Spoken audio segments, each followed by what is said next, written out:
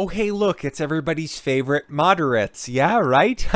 Yeah? Well, I've been critical of both of these for a very fucking long time. They just like the spotlight, in my opinion. They're taking advantage of really, really dumb people.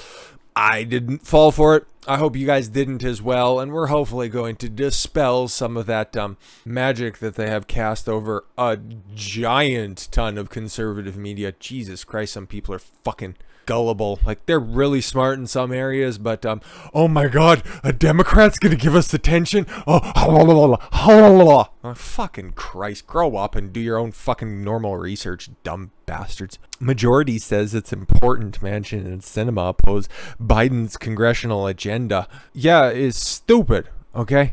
And you think that Kat Timp's fat mom or everybody's geriatric uncle somehow becoming the legitimately most popular elected officials in America isn't a little bit fucking fuzzy?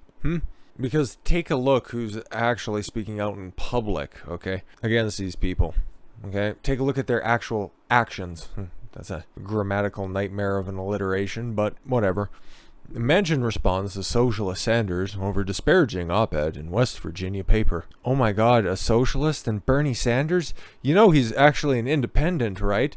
Yeah, he just votes with the Democrats. He's run for president twice under the Democratic banner, but he's definitely an independent. Okay, these designations mean nothing. They mean nothing. A Democratic Party power struggle intensified last week as two top senators clashed over aspects of Biden's administration's multi-trillion-dollar spending package. Bernie Sanders, technically an independent, but who has ran for the Democratic presidential nomination twice and regularly votes with the party, and whenever he wants to fucking throw up his hands and I want to take more of your money, and eventually he gets a talking to by Chuck, and he's like, okay, fine, I don't want all of your money, we'll just settle for 75%. Always fucking fall in line. You've seen it before with Manchin. Oh, I'm gonna take a stand on this issue. Oh no, Chuck said no, so I can't. It's another one of those distraction campaigns. Oh, look at these guys, they're standing up for true American values. Oh, there's still a couple of moderate Democrats out there. Yeah, fuck off, there are. Because does anybody think at the end of the day that this trillions and trillions of dollars isn't going to get spent one way or another? This isn't just fucking political posturing. Oh, it might not be this package. It might not be the $3.5 trillion budget package that gets through. It'll be something, though. It'll be something in the trillions. Mark my words. The bill is an unprecedented effort to finally address the long-neglected crisis facing working families, wrote Sanders. Sanders noted that the package is opposed to virtually every Republican and thus requires all Democrats in the upper chamber to support it, even using a process called reconciliation that lowers the threshold in the Senate from 60 to 50 votes. In the 50-50 Senate, which includes two independents who caucus with the Democrats, Vice President Kamala Harris as Senate President is the tie-breaking vote. Poll after poll shows overwhelming support for the legislation. Okay, which ones are those, by the way? Oh, okay, the Politburo polls? Sweet. Yet, the political problem is we face a 50-50 Senate. We need every Democratic senator to vote yes. If it's so overwhelmingly popular, why do you have such a tough time getting all of the Democrats to vote for it? I don't know, maybe you should probably look in the mirror. But we know he doesn't do that, at least when it comes to personal grooming. We now only have 48, okay? We need 50. Even by my math, I know that the 48 number, not as big as the 50 number. We need the 50s to pay their fair share.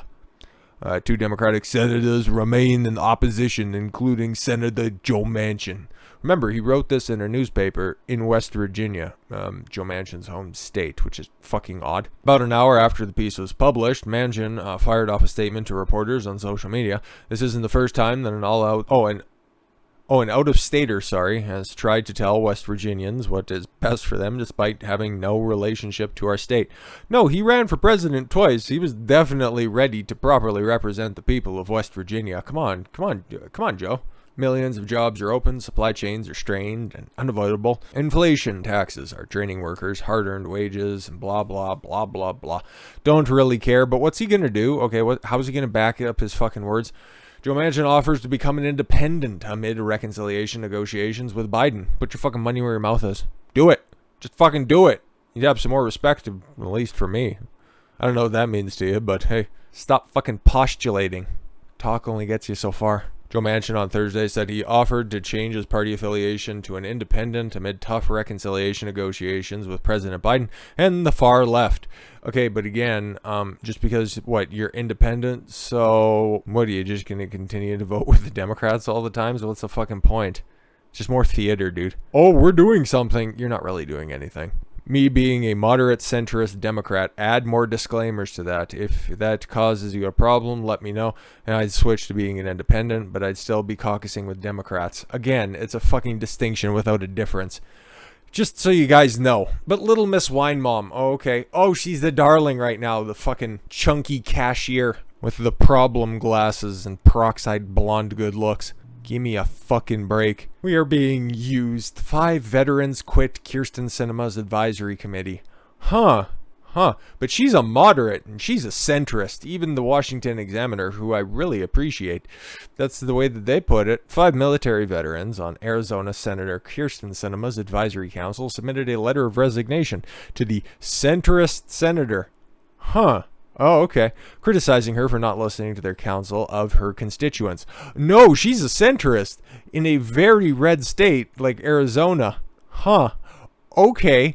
The woman whose political affiliations have included the Socialist Party of America, the Communist Party of America, the Green Party, and now she's a Democrat. Then again, what's the point of just repeating the same thing 4 times over? 5 veterans said that they felt that they were being used as window dressing for her image and not to provide counseling for what is best for Arizonans.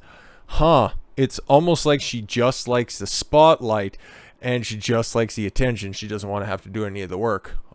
Wow. Who's been saying that for months now? That's weird. In a letter read and an ad by progressive veteran group Common Defense. Okay. Are you choosing to answer to big donors rather than Arizonans? Doesn't the D at the end of her name kind of just answer that question for you? Air Force veteran Sylvia Gonzalez Andrich, one of the 5 signers, asked, citing Sinema's opposition to provisions of the Freedom to Vote Act, the Build Back Better Act, and the vote to establish the January 6th Commission as not the actions of a maverick. God, when was the last time you heard about Maverick and a senator from Arizona? I don't know. That really doesn't ring a bell, my friend. Anders said the 5 veterans, representing a quarter of Sinema's 20-member Veterans Advisor Committee, felt the senator ignored their suggestions. Democrats were out desperately trying to help her win a seat, and now we feel like, what is that for? She told the New York Times. Nobody knows what she's thinking because she doesn't tell anybody anything. Huh.